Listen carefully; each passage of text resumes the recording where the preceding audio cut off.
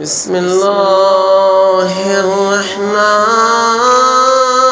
الرحيم. اللهم صل على محمد وآل محمد. اللهم اجعل لي فيه نصيبا من رحمتك الواسعة، واهدني فيه لبراهينك الصادقة، وخذ بناصيتي إلى مرضاتك الجامعة بمحبتك يا أمل المشتاقين.